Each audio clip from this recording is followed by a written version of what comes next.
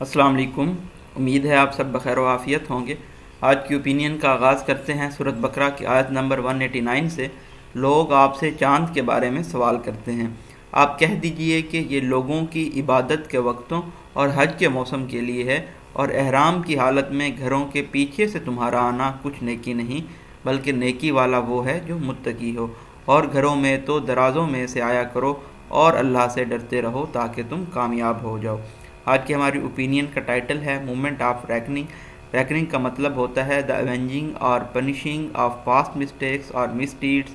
यानी कि जजमेंट या फिर पनिशमेंट का लम्हा। आज का जो हमारे कंक्लूडिंग रिमार्क्स हैं वो ये होंगे,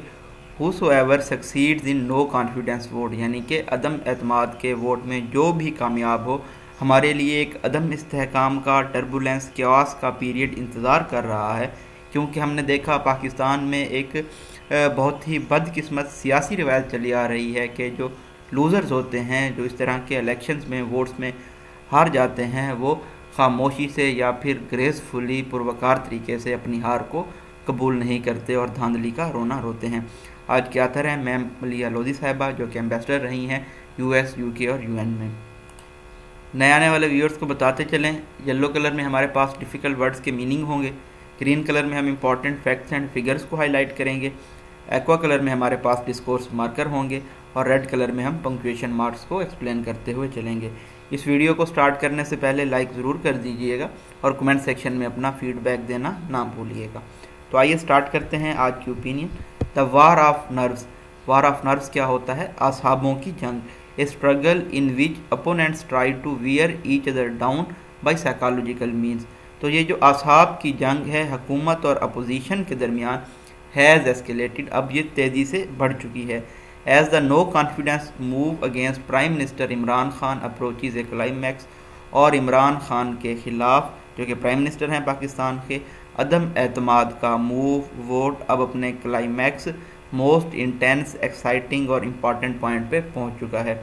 in the face of this challenge, इस मुश्किल का सामना करते हुए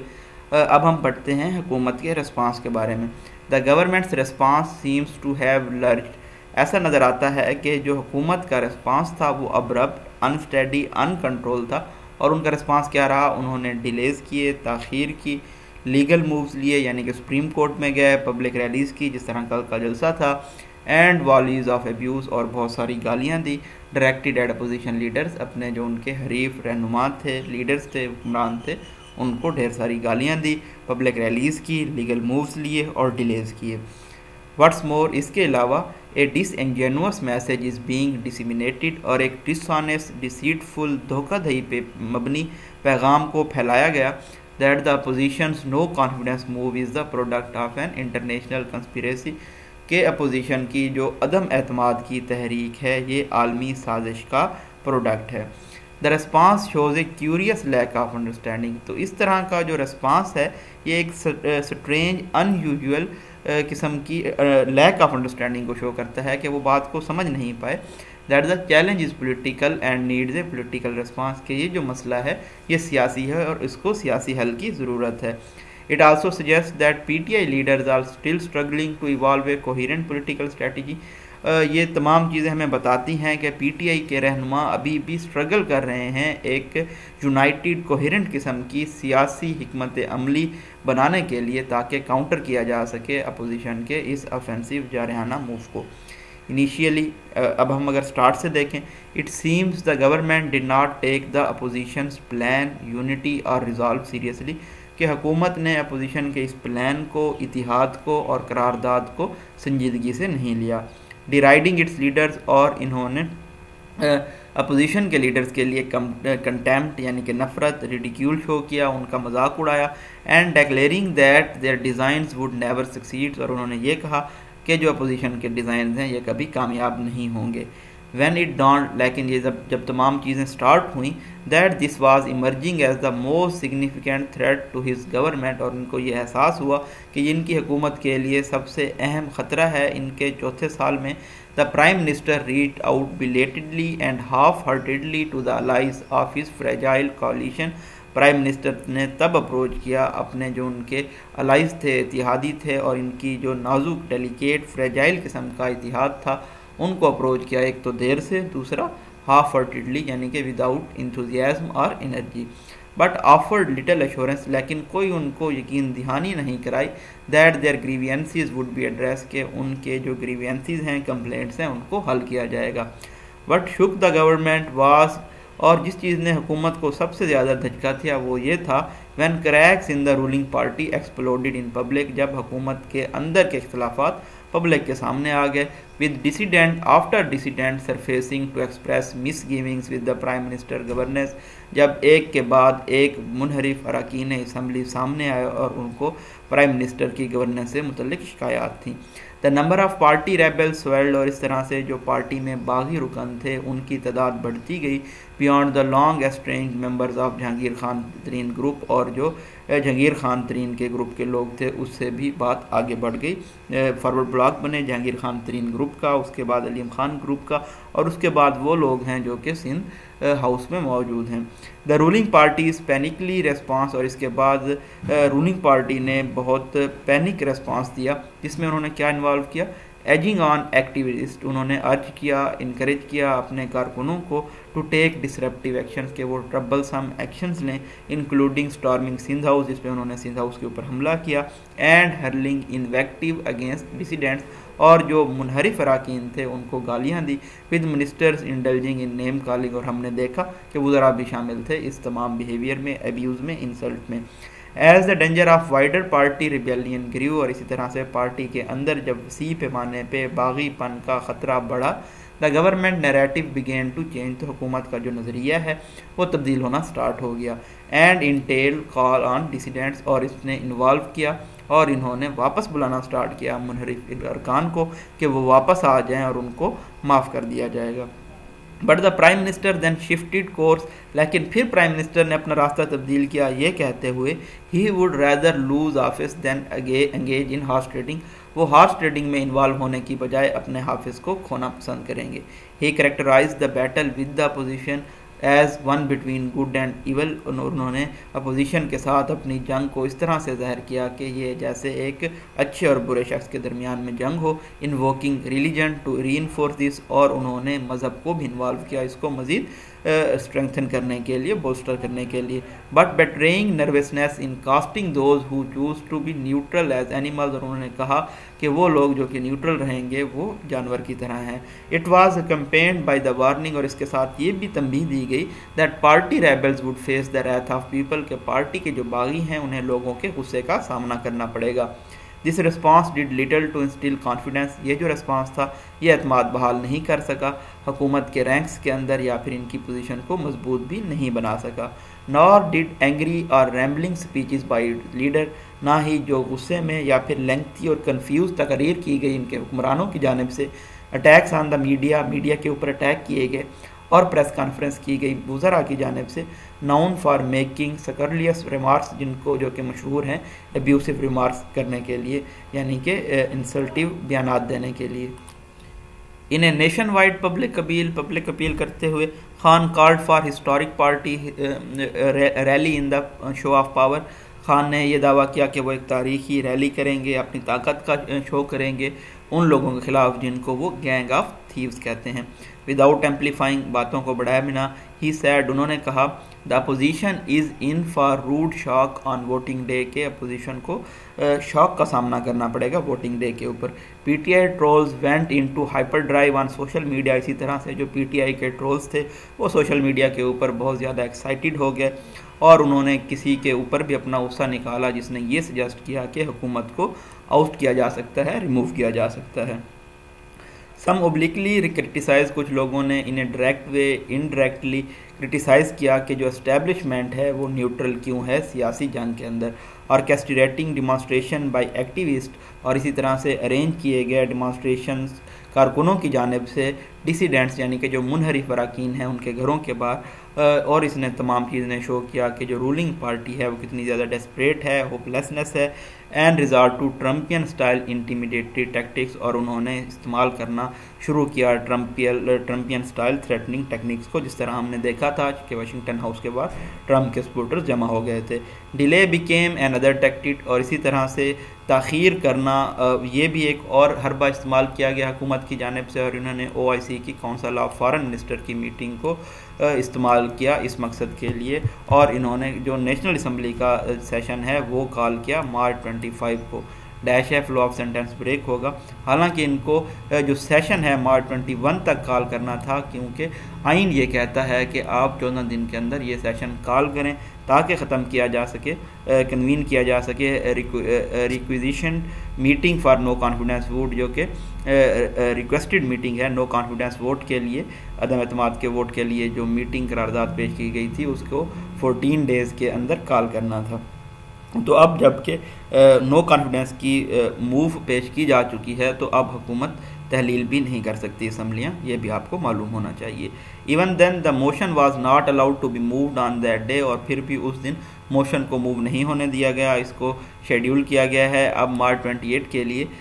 this cast the speaker of assembly in an intensely partisan light, तो इसकी वजह से जो स्पीकर ऑफ असम्बली हैं वो बहुत ज़्यादा बाइस्ड हो जाते हैं, और असद कैसर वो अब मुतनाज़ा जो है चल रहा है इसका सेंटर बन गए हैं, और जो अपोजिशन है उनके ऊपर इल्ज़ाम लगा रही है कि उन्होंने आइन की खिलाफ वर्जी की है, और इनके ऊपर सिडिशन के इल्ज़ाम भी लगाए जा रहे हैं। In facing the most serious test of his tenure, अपने दौरे हुकूमत का सबसे संगीन टेस्ट का फेस करते हुए खान की जो पॉलिटिकल स्किल्स हैं, सियासी स्किल्स हैं, and those of his inner circle, और उनके जो अंदरूनी हल्के की स्किल्स हैं, हैव बीन फाउंड वाटिंग, तो ऐसा नज़र आ रहा है कि उनमें उन तमाम चीज़ों की कमी है जिसकी ज़रूरत होनी चाहिए सियासत के अंदर। Rather than focus on the assembly, बजाय इसके कि वो अपनी तवज्जो मरकूज़ करते असम्बली के ऊपर और सपोर्ट मोबिलाइज करते ताकि डिफीट किया जा सके नो कॉन्फिडेंस मोशन को सियासी ज़राए से, गवर्नमेंट फाइल्ड ए रेफरेंस, तो हुकूमत ने एक रेफरेंस फाइल किया और सुप्रीम कोर्ट से आस किया कि वो अपनी एडवाइजरी ओपिनियन दे आइन के आर्टिकल 63A के ऊपर।